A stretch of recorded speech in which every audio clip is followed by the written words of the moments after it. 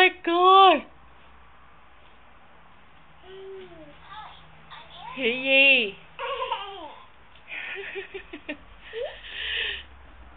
Con super duper phá rồi. Mẹ bó tay luôn.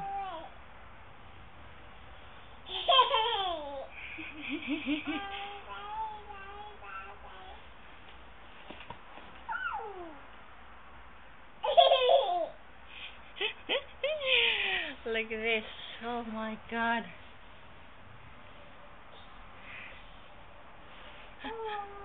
Ồ, trúng con đau. Ok ok. Không cho mẹ chưa. Ok. Rồi. Cái gì? Con gì đó? Chị đang đọc con gì đó?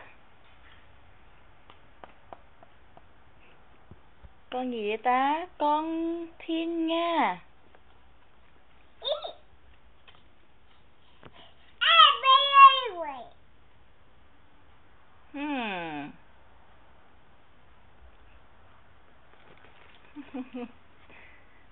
Con gì đó?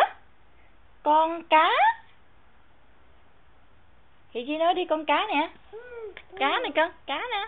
Con cá.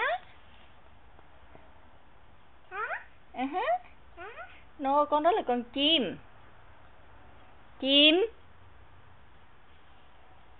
Cá.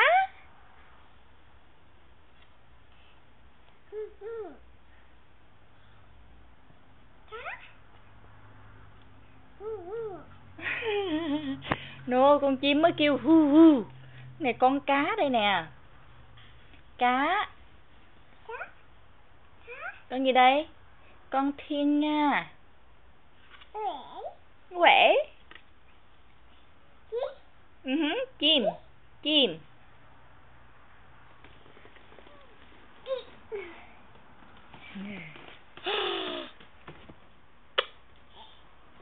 Bye bye Hi Di.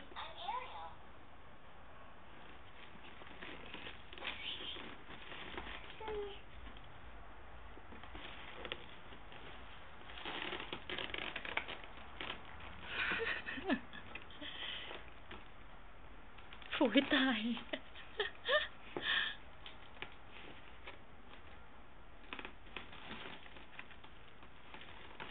Bye bye.